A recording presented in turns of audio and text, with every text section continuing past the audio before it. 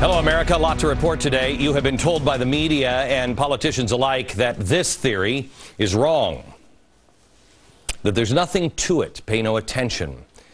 Well, that was the storyline that was churned out and rehashed by pundit after pundit and reporter after reporter for God knows how long. But as we watch the Middle East and now the rest of the world catch fire, and we watch the events of the day play out, well, it has to become more and more clear who's correct and who is incorrect. And so then the question would become, well, wait a minute, why hasn't the incorrect side rushed? You know, all those who rush to dismiss or discredit the viewpoint come out now and rush out and say, whoa, whoa, whoa, wow, it is really happening. What would stop them from reporting what is now the undeniable documented truth? This is important because you will see by the end of the show that there is another agenda, another possible explanation. I think the likely explanation here is those with real power need you to need them. And to need them, you have to be uninformed, unprepared, and afraid. Because the top can't come down unless the bottom demands it. And they will only demand it if people are uninformed, unprepared, and afraid. Watch tomorrow's program as we delve into this a little bit with some things that you won't believe that people haven't reported on. Everything becomes so much clearer when you read. Well, they need to silence anybody who could possibly explain the truth of what's really going on. So tonight I want to explain the truth. And I want to start with a little bit on what's happening in the Middle East. The uprisings in Egypt and Tunisia. We told you on January 31st, watch Tunisia, that the massive unrest that we alerted you on could be the Archduke Ferdinand moment. Now, that was the trigger of World War I. Nobody understood that at the time, and nobody understood on January 31st that history was about to repeat itself. I believe it has. I told you on the 31st of January that this might be the trigger for another great war. But unless you were watching and really listening with open eyes and ears, you weren't getting that information. And if you were watching any other show, you certainly weren't getting it. No, it was all about cutesy little protests and youth in the streets. We told you that's a game. What you're witnessing in the Middle East is a whole world being flipped on its head. We start tonight in the Middle East, but then we have to go over across the seas. Let's start tonight in Syria, shall we? There is total chaos. Violent protesters burned cars and attacked businesses, burned down government offices and attacked police officers. Snipers reportedly were firing on protesters, killing 2 people. In Jordan, there are fears now of a civil war as violent protests escalate. The latest saw at least 1 protester killed, 120 others injured during bloody clashes with police. In Yemen, it's more of the same. 110 people were killed after thugs tried to steal ammunition from a weapons plant and it blew up. Yemen's president said he'd make no more concessions and warned that his country faces chaos soon and called Yemen, quote, a time bomb. In Bahrain, where much of our supply lines are for our troops, is now under martial law. Protests are banned. Security forces fired tear gas at anti-government protests in the Gulf Kingdom after a prominent Shiite cleric said the demands for the Sunni monarchy to loosen its grip on power will not be silenced by brutal force. In Libya, 1,000 people were killed before the no-fly zone was started. Then the president decided to put a no-fly zone in, but it's one that I've never seen. I've never seen a no-fly zone like this ever before in my life. The president is going on TV tonight to try to explain to America finally what we're doing there. That's just 9 days after the bombs started. I've never seen that before. But almost every day I say to myself, gee, I would have never expected that to happen. I've never seen that before in my life. 9 days? And by the way, it's not war. It's the kinetic military activity. What does that mean exactly? This is how dumb the left believes their own constituency is. Just call it kinetic military activity and they'll be totally cool with it. And you know what? They're right. The left does strangely seem okay with this one, even though Secretary Gates just said this. Do you think Libya posed an actual or imminent threat to the United States? No, no, it was not. It was not a vital national interest to the United States. Okay, that was the argument that then Senator Obama made, along with the far left, before we went into Iraq. They made us go through how many months saying they're not of vital national interest. Oh, and if the blatant hypocrisy isn't enough to speak out, how about this? Quote, jihadis who fought us in the U.S. in Iraq and Afghanistan now enjoy American support in Libya. Excuse me? That means the people who we were actually shooting at on the battlefield, we're now giving arms to in Libya. This Libyan rebel commander says that his fighters have Al-Qaeda links. We'll have much more on this story at the bottom of the hour. So let's see if we have this right. We have a Nobel Peace Prize winning president encouraging unrest in the Middle East, saying, rise up, isn't this great? And look, now people are rising up and people are getting killed everywhere.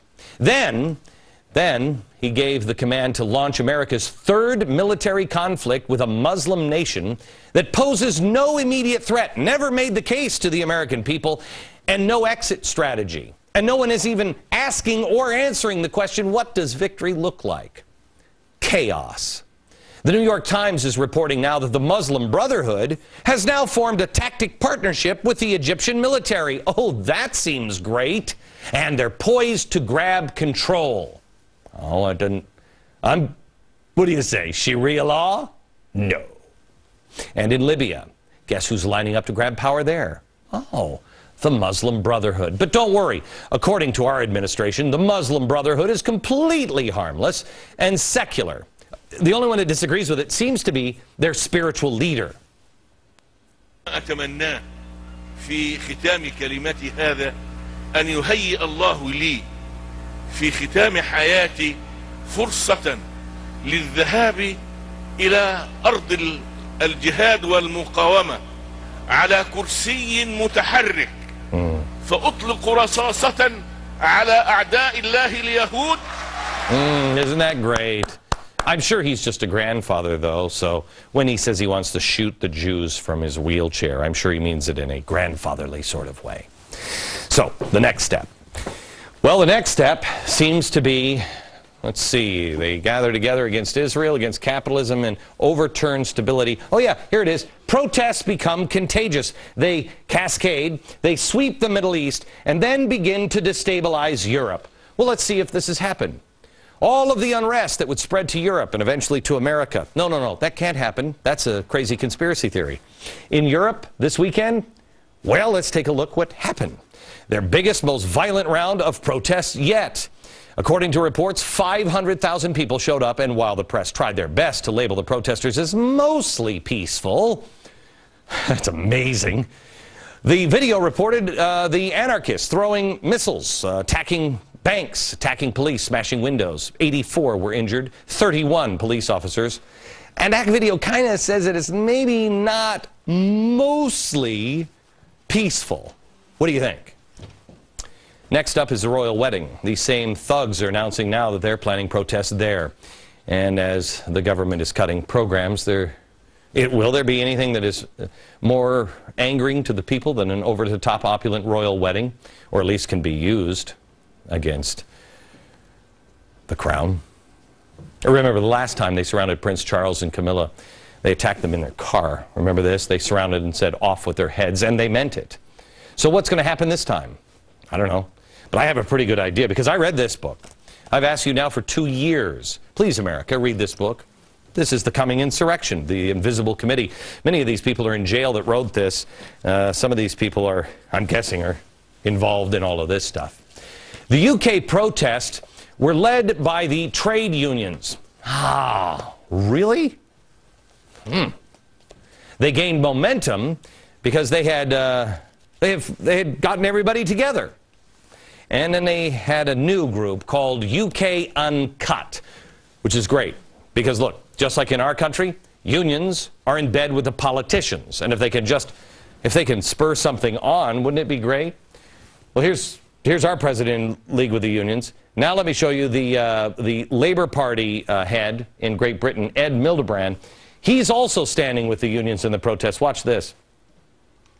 And I think it's wrong what the government is doing. They are going too far and too fast. There is an alternative, and they should listen. And it's not just me saying it, it's people up and down this country who are saying it too. Yeah, I don't know if you see all the red flags there in the background. He's in trouble today because things got so violent. The very same attitude and group are coming around now to our shores, which is all spelled out in here. I'll explain that in a second. UK Uncut. I want to stop there. This is a nasty new little group. It's a group that was started by a 22-year-old kid who looks like somebody who would date your daughter and you'd be like totally fine with it. He wants to oppose anyone who, quote, is ripping off this country, end quote. That includes banks or any corporation, really, because they're all alike. Does that sound familiar? Well, I heard that language before in the unions, and quite honestly, from people like Media Matters as well. Unions are planning that here in America. Last week, we released some exclusive audio dug up by my researchers. It's audio of Stephen Lerner. He said unions are dead and community organizers are almost dead too. And as a result, this union organizer, Stephen Lerner, said, we're in a moment where we need to figure out in a direction, in more direct action, more concrete way, how we really are trying to disrupt and create uncertainty for how corporations operate. It's just weird how very anarchist of SEIU. Well, they have some partners in crime now, which may be literal crime. UK Uncut stormed a luxury grocery store with 145 people were arrested.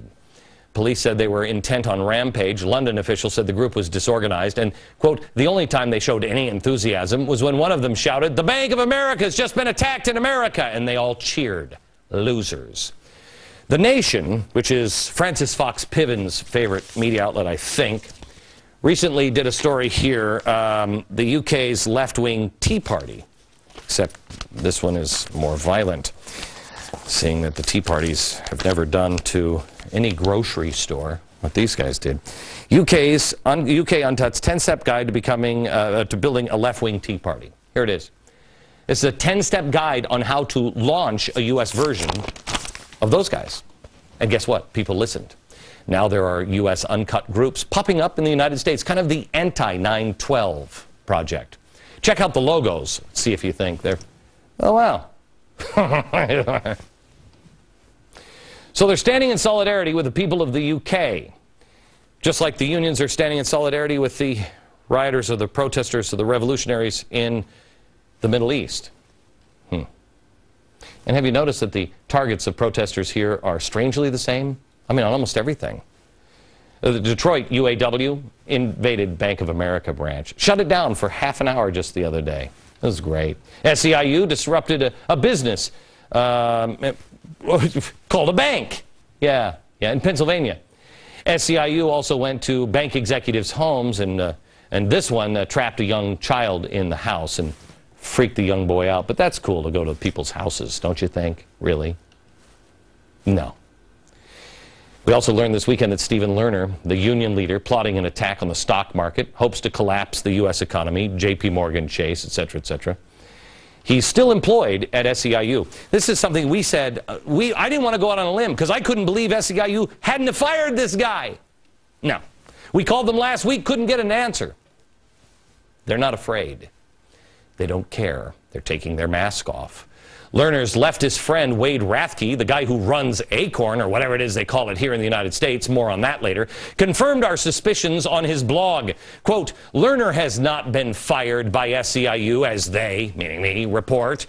He was placed on paid leave last fall to think through his contribution to the union.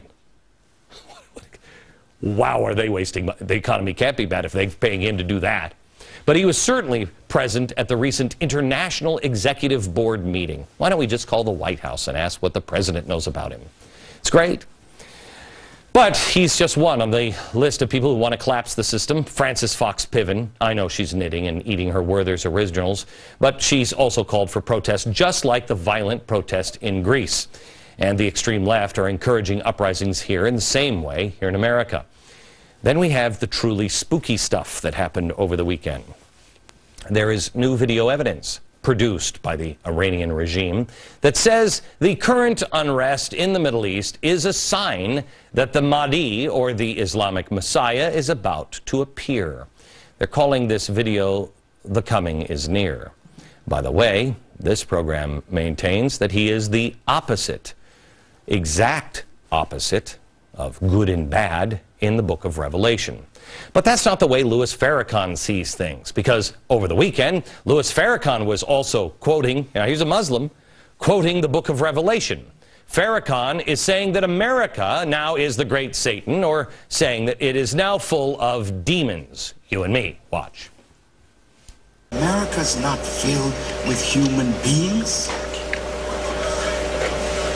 America's filled with beasts.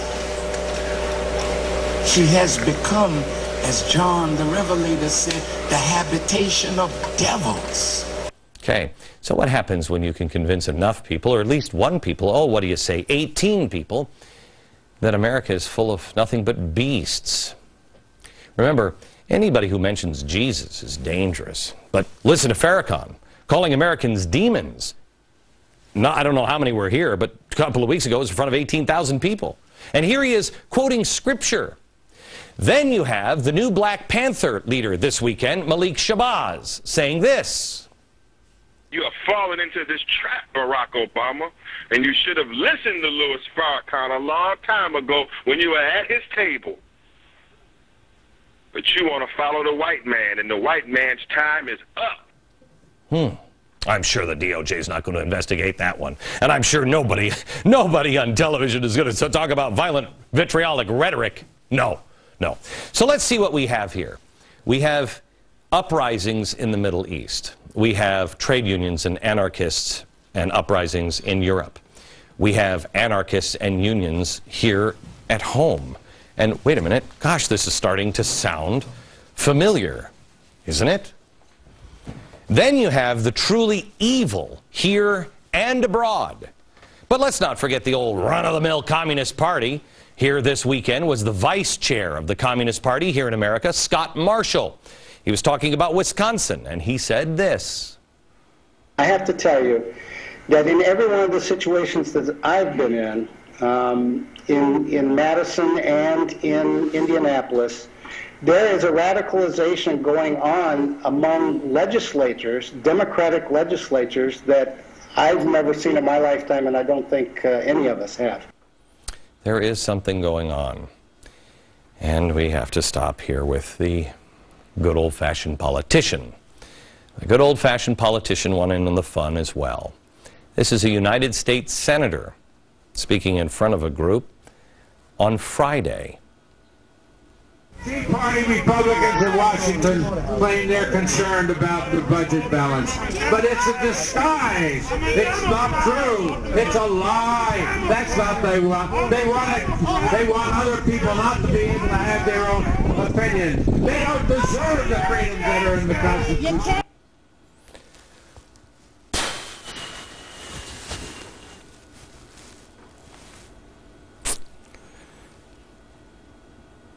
I don't think we can convince any more people.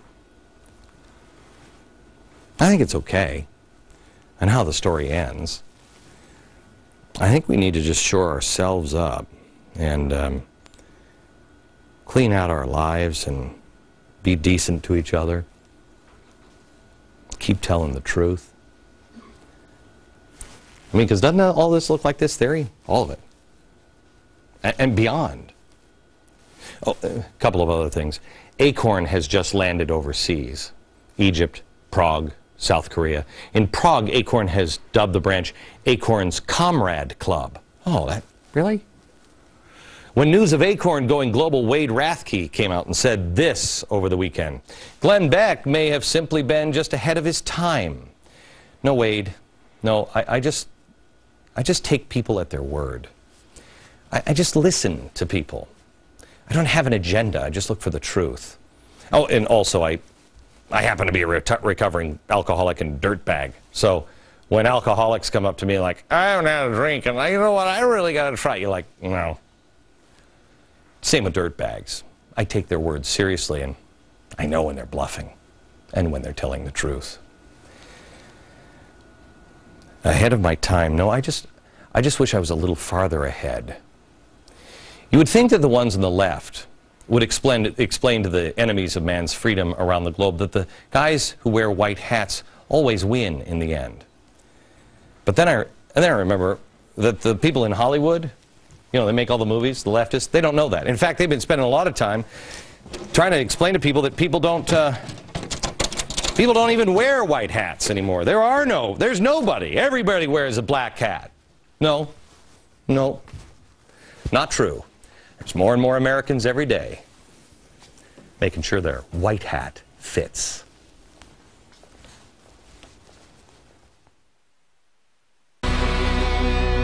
I don't remember when I said it, but I told you that there would come a time when the masks would start to come off of these radicals, and they would become less and less afraid to admit who they really are and what they were really planning on doing. It's time for you to stand up, because it's not going to get easier. Media Matters. They're a political hack front group that we've called that for a long time, but we were always called liars because Hillary Clinton created it. Well, listen to her own words.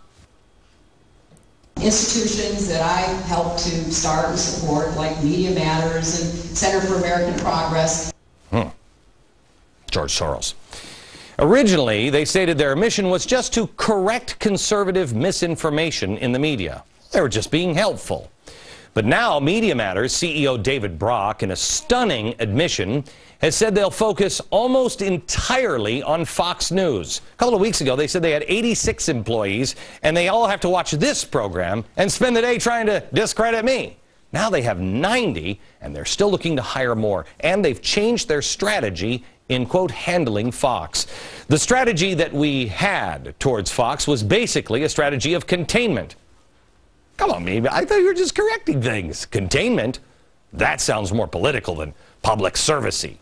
Brock said in an interview, they've stepped up their containment. Oh, like we're in Japan. And now it's, quote, guerrilla warfare and sabotage. Come here. I don't think that's even legal. But I'm not an attorney. But there's something else. This jumped out at me. Quote, the group will focus on News Corp's CEO, Rupert Murdoch, and trying to disrupt his commercial interests. Is that sabotage? Whether that be here or looking at what's going on in London right now. Ooh. You know, when I read that, I thought, man, disrupt his commercial business. I've heard that before. The guy from SEIU, Stephen Lerner. Watch. We need to figure out in a much more direct action, and much more concrete way, how we really are trying to disrupt and create uncertainty for capital, for how corporations operate. Gosh, it's almost like all of these guys are, what did I write on the board? Working together against capitalism. Disrupt and sabotage. Now, does that sound like a 501c3 to you? Because I don't know. I think Soros kind of skates around some of the laws, but that's right. By the way, speaking of Soros and his money, Jewish Funds for Justice. They took $200,000 from George Soros and his Open Society Institute. They took that last year, and now they claim their mission as a group is, quote, helping people in the United States achieve social and economic security by opportunity and investing in healthy neighborhoods, vibrant Jewish communities, and skillful leaders. They even have a special Fox News campaign now, saying, we stand up for those who offer nothing but scapegoats and demagoguery. They're also hiring interns in case you're looking to, they're creating jobs. Here's the job description. Jewish Funds for Justice seeks creative and motivated interns in New York City. I hope you're motivated. The interns will focus on the Solutions Not Scapegoats campaign and report to the senior campaign manager. The intern work will primarily focus on JFSJ's campaign to get Glenn Beck's hateful rhetoric off of Fox News and off of radio in several cities. Oh, they're going to disrupt me some more? Come on, guys. It's not working for you so far, is it? Man, sometimes you must feel like a... Anyway, they continue. This cutting-edge campaign is receiving national press attention for accelerating Beck's decline. Am I in decline? Can somebody check with a doctor? and promoting positive public discourse. I know it feels positive so far. This weekend, I was out in Texas. That's where I got the hat. It was the best disguise I've ever worn, because nobody expects me in a cowboy hat. I was actually out doing a stage show in Texas, and I went to the Alamo on Saturday. My wife had never been. We walked the grounds of Davy Crockett and Colonel Travis. Tomorrow, this has nothing to do with Media Matters, because I mean, really, can you imagine having that much money and still, years later, we're all still, lights are on, we're doing good? I mean, wouldn't you really at some point go, I'm so depressed? Tomorrow, we'll make this about where we're headed. Tomorrow, I'm going to issue a challenge. I'm going to draw a line in the sand. But tonight, we're going to take a look at Israel. Next.